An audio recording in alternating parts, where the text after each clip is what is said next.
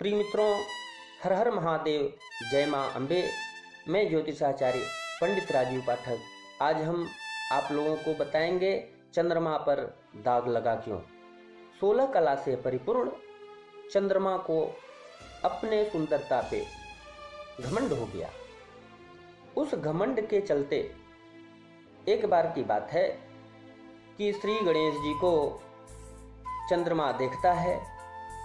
उनका गजमुख और लंबोदर स्वरूप चंद्रमा देख करके ठहाके मार करके हंसने लगता है, उनका उपहास उड़ाने लगता है। तो श्री गणेश जी को क्रोध आ जाता है। उस क्रोध के चलते श्री गणेश जी चंद्रमा को श्राप देते हैं कि जिस सुंदरता का घमंड लेकर के तुम मेरा परिहास उड़ा रहे हो, आज से बदसूरत हो जाओगे और जो भी तुम्हारा दर्शन करेगा वह कलंकित होगा। आज का जो महीना है, आज का जो पक्ष है, वह महीना था भाद्रपद का और शुक्ल पक्ष था, चतुर्थी तिथि थी। अब श्री गणेश जी वहां से श्राप दे करके चल दिए। इसके बाद चंद्रमा जाकर के छुप गया। देवर्षि नारद जी श्रीमन नारायण का गुणगान करते हुए चंद्रमा के पास पहुंचते हैं। बोले कि हे चंद्रदेव, आप छुप करके क्यों बैठे हो? संसार का क्या होगा? सृष्टि तो अंधकारमय हो जाएगा। आपको मैं एक मार्ग बताता हूँ।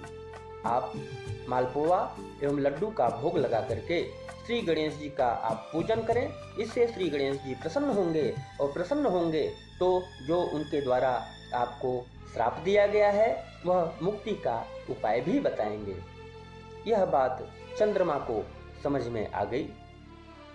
जैसे देवर्षि नारद जी उनको उपाय बताए थे, उसी तरह से मालपुआ लड्डू का भोग लगा करके चंद्रमा श्री गणेश जी का पूजन करने लगे।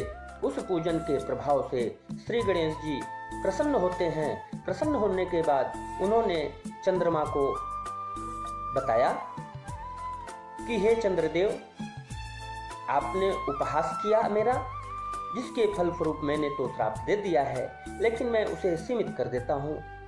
भाद्रपद के शुक्ल पक्ष चतुर्थी तिथि को जो भी आपका दर्शन करेगा, जो आपको देखेगा, उसे तो कलंक अवश्य मिलेगा। लेकिन अब उसका मार्ग क्या है? प्रिय मित्रों, अगर आप गणेश चतुर्थी को चंद्रमा का दर्शन कर लेते हैं, अगर आप नित्य दर्शन करते हैं, तो आपको चंद्रमा का दर्शन करने से, यानी जो गणेश चतुर्थी का दर्शन है, उसमें आपको कलंक नहीं लग सकता है। और दूसरा उपाय मैं बताता हूँ कि श्रीमद् भागवत महापुराण के अंतर्गत दशम स्कंद के 56वें अध्याय में सेमंतक मणि की कथा आती है। अगर आप गणेश चतुर्थी को चंद्रमा का दर्शन कर लेते हैं, उस लगने वाले कलंक से मुक्ति के लिए आपको श्रीमद् भागवत महापुराण के अंतर्गत जो दशम स्कंध में कथा आती है सेमंतक मणि की, उसका श्रवण करने से आपको कलंक नहीं लगेगा। दूसरा उपाय यह है कि अगर आप द्वितीया का दर्शन कर लेते हैं चंद्रमा का द्वितीया तिथि में, उसके बाद अगर आप चतुर्थी को चंद्रमा दिख गया तो उसका कलंक आपको नहीं लगेगा। अगर आप चतुर्थी को चंद्र दर्शन कर लेते हैं तो जो कलंक का भय है, उसके लिए मैं आपको और उपाय बता देता हूँ। अगर उपरोक्त बताए गए उपायों को आप नहीं कर सकते हो, कोई बात नहीं है। आप एक लड्डू किसी पड़ोसी के घर में फेंक दो, उससे भी आपका कलंक दूर हो जाएगा। प्रिय मित्रों, हम आप लोगों को चंद्रमा पर दाग क्यों लगा, किसके कारण लगा, किससे श्रापित चंद्रमा हुआ, फिर उसका रास्ता क्या। अगर आप कलंक होते हैं, कलंकित होते हैं, चंद्रमा देख लेते हैं, तो उसका उपाय आप लोगों को मैंने बताया।